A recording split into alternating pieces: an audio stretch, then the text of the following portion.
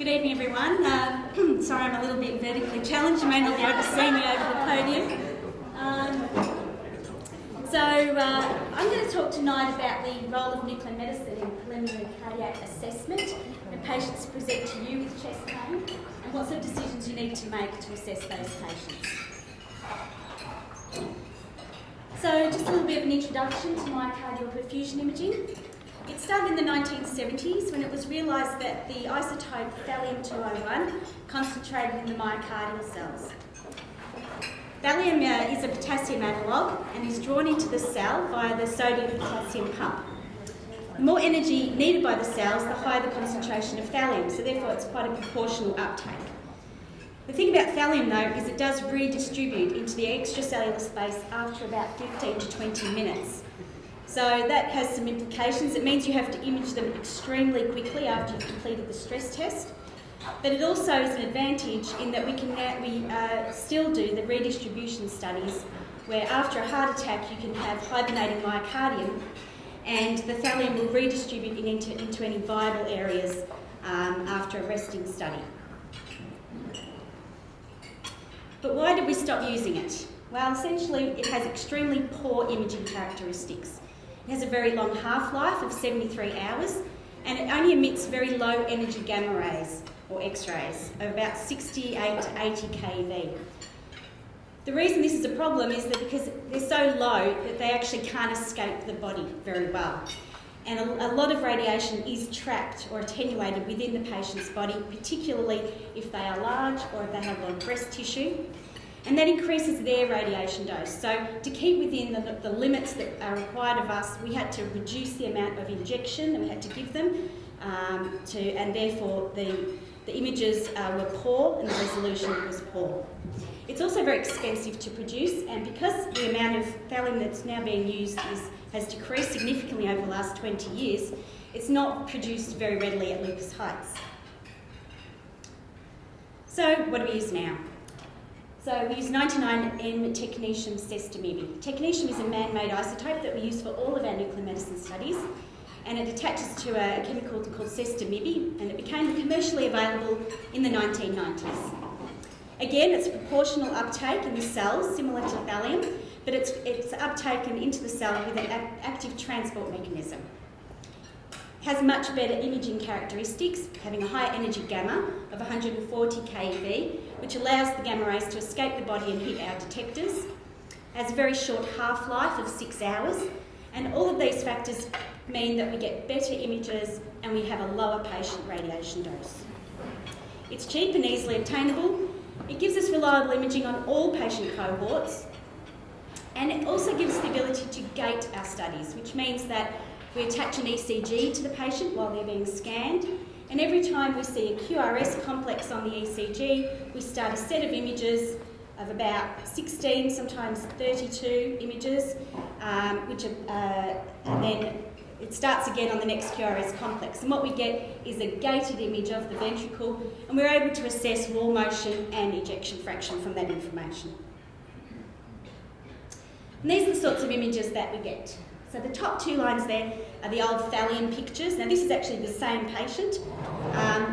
It's probably not a particularly good example, but you can see that the thallium images are a little bit lumpy, they're a little bit blurry, and there's a lot of background, so there's a lot of green in those pictures.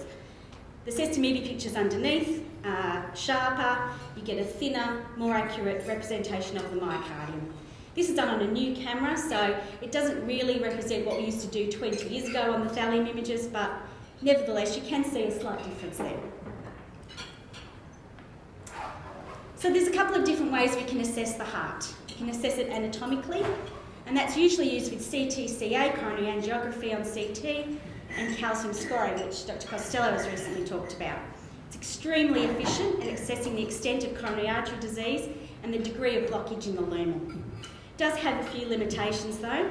Obviously we don't get any functional information from those tests, and that's particularly important for non-obstructive lesions. It's difficult to assess in patients who have an irregular heart rate or a tachycardia. And quite often these patients have to be beta blocked before they can go onto the scanner. Heavy calcification can obscure the vessel lumen. It cannot be performed on patients with renal impairment or iodine allergy, and it's non-rebatable for GP referrals. The other type of assessment is a functional assessment. So this includes stress echo and our studies. So stress echo is extremely good for wall motion assessment, EF calculation, calculating vessel flows and valvular function. It also has a few limitations in that it's extremely operator dependent. The technique has to be meticulous. It can give some false negative information in the circumflex territory, which is the lateral wall. And it is difficult to obtain reliable data in a number of common patient cohorts in this group, including obese patients, diabetics, those with resting wall motion abnormalities, and people with arrhythmias. So the current RAC GP imaging guidelines, as I found on the Australian Family Physician Journal, that if a patient presents to you with chest pain or dyspnea, there's some initial tests that you need to perform, which are pretty obvious: chest X-ray, bloods, and ECG, to exclude things like pneumothorax, pneumonia, PE, heart failure, and carcinoma. The next step is usually a functional assessment, and we can either use our study, an MPI, myocardial perfusion imaging, or a stress echo. Myocardial perfusion imaging has a very high negative predictive value, approaching about 98%, and it does provide some risk stratification in all patient cohorts. If it's equivocal on that test, it's also quite appropriate to refer them for a CTCA, and if it's positive on that study, cardiology referral is the best. So how do we perform our imaging? So patient attends our department. We do a little bit of preparation for these patients. They need to cease their caffeine for 24 hours, so that's tea, coffee. Decaf does have caffeine in it, just letting you know, because everybody drinks decaf thinking it's okay and it's not. Cola and chocolate. They need to cease their beta blockers for 48 hours, and that's obviously because it does lower the heart rate and it's difficult to get a good accurate exercise test on those patients. And the calcium channel blockers for 24 hours. They should attend in comfortable clothing, bring a book. We do keep them for a few hours. We put an IV cannula into their arm and thoroughly explain the test to them. We inject the 99M technetium sestamibi for the REST study, and we wait 1 hour. Now, the reason we wait 1 hour is because the MIBI gets excreted through the bowel. And quite often people have a huge loop of bowel right under the heart, and we often give them a glass of milk or some lemonade to help clear that through so that we get a nice clear view of the heart when we put them on the scanner. We scan the myocardium for about 15 minutes. So they lie on a table with their arms above their head, which can be challenging for some people. And the camera moves around them in a circle. It is a little bit claustrophobic. We can get most people through though.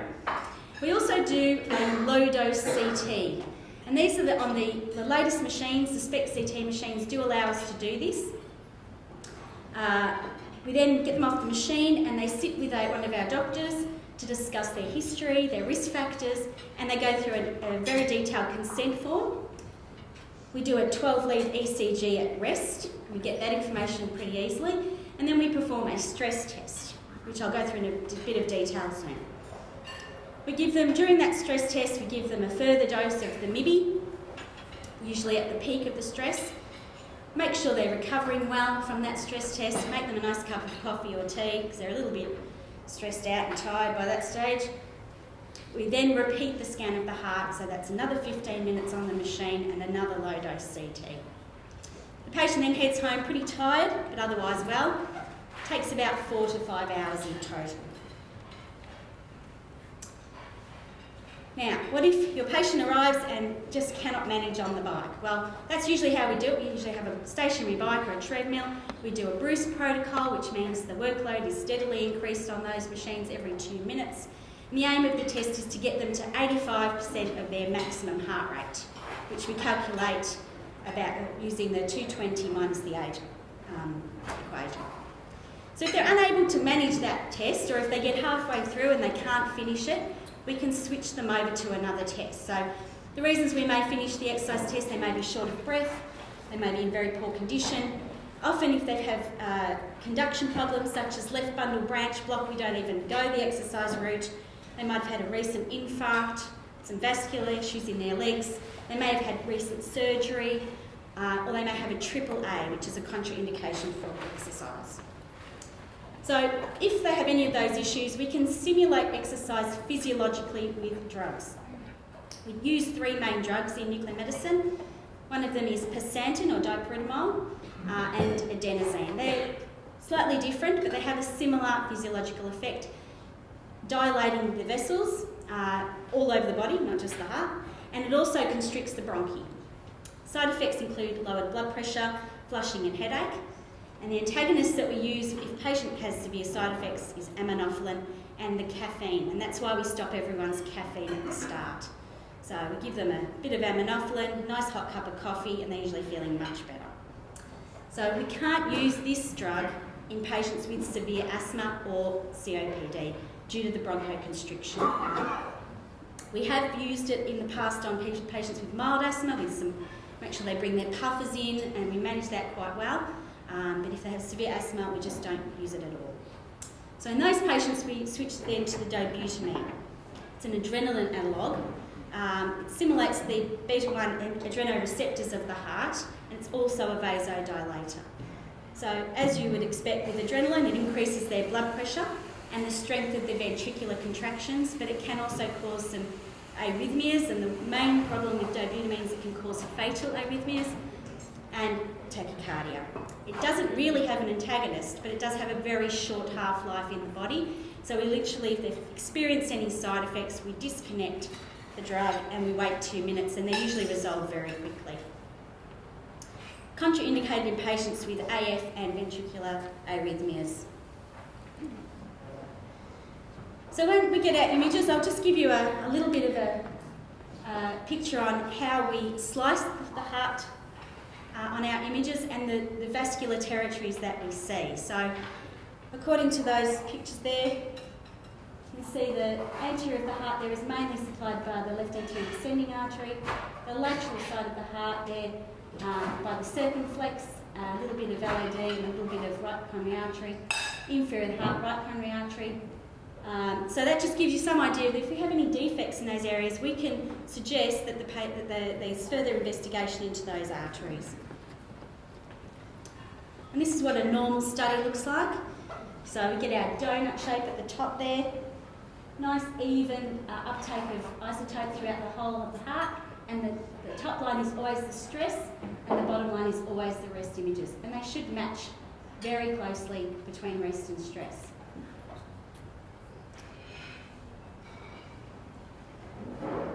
So what is the prognostic value of our study? There's been a couple of very big trials performed, multi-centre trials. The first one was the PROMISE trial, performed by the American College of Cardiology, and it compared CTCA to functional imaging as the initial assessment in low to intermediate risk patients. And what they found on that study is that CTCA was not really superior to functional imaging in this group of patients. They had a similar rate of adverse events. With CTCA, as you would expect, there was a higher proportion of patients receiving interventions such as cardiac cath. The radiation dose rate was higher for CTCA than for functional imaging, and I'll go through that in a little while. The CTCA was more sensitive but less specific in predicting adverse events, and the prognostic value of CTCA varied according to gender, so it was a little bit more valuable for men than it was for women. And in conclusion, it showed that symptomatic patients with suspected coronary artery disease, CTCA was not really associated with better clinical outcomes than functional imaging. The second trial was the Scott Hart trial, again in 2014, that was published in The Lancet. This time it compared the standard of care, which in Scotland is the functional imaging, to functional imaging plus CTCA. They found no difference in rates of intervention, 12% versus 13%. They found that there were improved patient outcomes with functional imaging plus CTCA. That could have been due to two reasons. One, there was 2 imaging tests versus 1. You're getting much more information of those patients, and therefore you can provide better diagnostic accuracy. The second reason is that when calcified plaques were detected on CT, patients are much more likely to comply with their lifestyle changes and their drug therapies, because they obviously could see clearly there was a problem there. So what are the advantages of myocardial perfusion imaging for GPs? First of all, in terms of the coronary artery calcification, we can see it on our SPECT CT machines. We do a low-dose CT on both resting and stress images, and we can see the calcification of the vessels. We can't really score it, it's not that good a quality, but you can clearly see it. So those sorts of things can be mentioned in the report if it assists. They're Medicare available. There's usually just one clinic visit. We have good prognostic value for our patients. You can guide patients' future lifestyle changes and drug therapies such as anticoagulants and statins when there's calcium present in non-obstructive disease. We can obtain functional information for cases such as pre-op assessments, licence renewals, where cardiology referral is not required. It's useful and accurate in all patient cohorts, and it's readily available. So a little bit about the radiation dose. I know that it's a concern for a lot of you. So in terms of how much dose you get between a CT and a myocardial perfusion test, we are discussing low-dose procedures here, and neither of them have any evidence of harm, but the dose rate might be becoming a little bit more relevant. So this is the time that it takes for the radiation dose to be imparted rather than the amount of dose. And that's been shown in literature to have a more significant bearing on tissue damage than the amount of dose received. So that's the reason is the cells obviously release chemicals to begin DNA repair, and it suggests that DNA repair is limited when there's a low dose imparted at a high rate. So keeping in mind, obviously, that we are discussing these low dose procedures, it shouldn't really be a factor if you are trying to decide between offering a CTCA to your patient or an MPI. The biological damage is probably pretty similar, although I don't think there's been any studies comparing them directly. So just a few case studies. This is a 79-year-old male presenting with chest pain and shortness of breath on exertion. He had a history of triple bypass surgery in 2013 to the LAD, one of the marginals and the posterior descending arteries. Non-smoker, high cholesterol, high blood pressure, diabetes and a family history. Performed a one-day protocol of a myocardial perfusion scan. He achieved a peak heart rate of 144, which at that age is very, very good, and a BP of 160 on 70. And we ceased the test due to angina. The stress ECG showed 2 millimetres of lateral ST depression with dynamic T-wave inversion moving inferiorly on recovery. So the imaging here shows a significant area of decreased perfusion, hypoperfusion, in the anterior wall, which clearly fills in at rest. His LVEF, which is the ejection fraction we calculate at rest and at stress, decreased significantly with stress. So this, and it was hypokinetic in that wall. So that was diagnosed as reversible ischemia in the LAD territory. And that patient went directly to angiogram. This is the CT we got from this test. So you can see the pictures are not quite as pretty as lovely ones Dr. Costello put up, but you can clearly see there's calcium present in the left anterior descending artery there.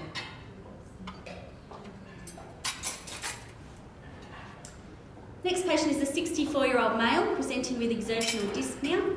He had hypertension, he's ex-smoker since 2007 and he was obese. Again, we performed a one-day protocol. This time, instead of doing an exercise test, we did an adenosine test, which we augmented with a low treadmill workout, just a slow walk, which does make the images a little bit better. He achieved a peak heart rate of 96 with a BP of 130 on 70, and his stress ECG was normal. So this time, we're seeing hypoperfusion of the inferior wall down here, which clearly fills in also at rest. So stress decreased here, and you can see it a little bit down here.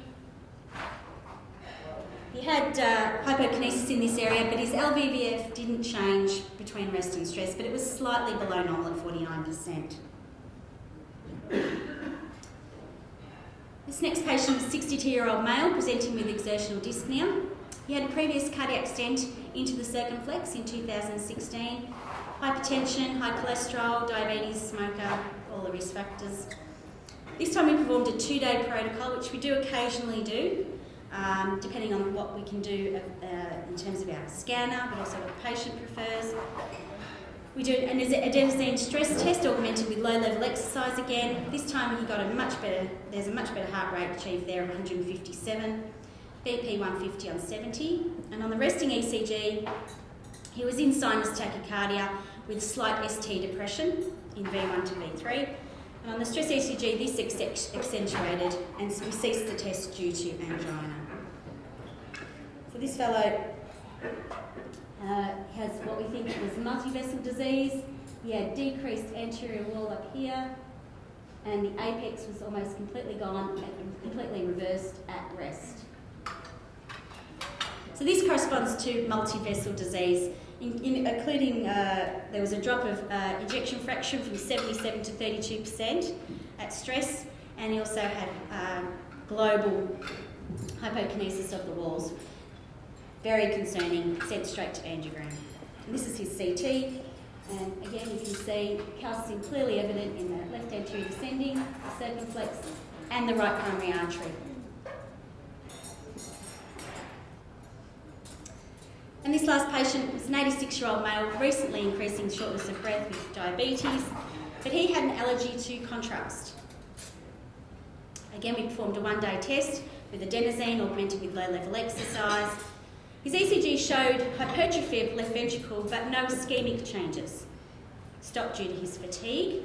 I've given you all the images here, so bear with me. So we can see that the ventricle is dilated throughout. He has got a little bit of ischemia in the apex there, which fills in at rest.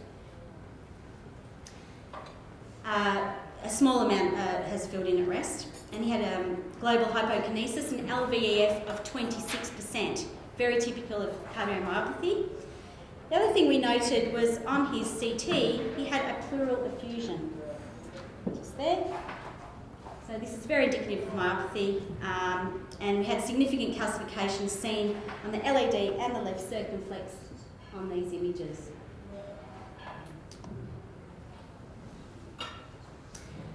So that's all I want to say about perfusion imaging today. I do want to make one more point about amyloid, which is a new test that we're bringing in. It was noted in the nuclear medicine conference that was undertaken last year. A little bit about amyloid. So cardiac amyloid is it's a misfolded amyloid protein fibrils deposit in the cells of the myocardium, replacing normal tissue. It's called stiff heart disease, and it can be hereditary or acquired. Those protein fibrils can be one of two different types. There's AL, or light chain protein fibrils, or TTR, which is transthyretin. And they have very different clinical courses for the patient. So the determination of which type is important for prognosis therapy and genetic counselling for these patients. Clinical manifestations include restrictive heart failure, arrhythmias, ventricular hypertrophy, global wall thickening, mildly elevated troponins over a long period, and pericardial effusion. The two main tests that have been used to assess amyloid in the past have been echo, which is useful to assess the degree of cardiomyopathy and the presence of effusion, but it's not able to diagnose amyloidosis specifically. There's a sparkling appearance you get sometimes in the myocardium, but it's now no longer considered to be a reliable indicator of amyloid. On MR, you can identify amyloid based on gadolinium enhancement of the myocardium, but it cannot differentiate between the two different sorts of amyloid. The ATTR being a slowly progressing form, and the light chain form are very rapid and aggressive disease. So in this conference, we were very pleased to know that this can be assessed very easily and quickly by bone scan. Bone scanning agent, which is technetium HDP or technetium PYP, extremely sensitive, approaching 100% and specific, over 95%, for the detection and quantification of amyloid in the myocardium. It's easy to perform. We do them 8-10 times a day, bone scans that is, and we can quantify. This time it's important to note that we can quantify the load of amyloid in the myocardium by calculating a ratio. So we draw a circle around the heart, we draw a circle around the lung on the other side, and we calculate a ratio. And if it's more than 1.5 to 1, that patient is very highly suggestive of having the transthyretin amyloid. This is very important for their prognosis and treatment. This is just one case study that I found. We did it a few weeks ago. So you can see here, 77-year-old male with unexplained hypertrophy of the left ventricle. We gave him 530 megabecs of PYP, and it was administered IV, and images were obtained after 1 hour. So PYP is not a very good bone agent, but it's a very good amyloid agent. So we've got lots of uptake in the myocardium here, and all we do, we take a couple of quick scans. Each one takes about 3 minutes. We draw a circle around the myocardium, a circle around the opposite side of the chest, and we calculate a ratio. And this patient had a ratio of 1.6 or thereabouts, which showed that it's consistent with the TTR cardiac amyloidosis. So in conclusion, nuclear medicine has a lot to offer in the preliminary investigation of patients presenting with possible cardiac disease. It's accurate and comprehensive functional assessment of the heart. There's indication of the presence of calcium in the coronary vessels, although definitely the CT coronary angiogram is more accurate. We can assess the exercise capacity of a patient, which may be important for those patients who are unable to undertake their activities of daily living without being very short of breath.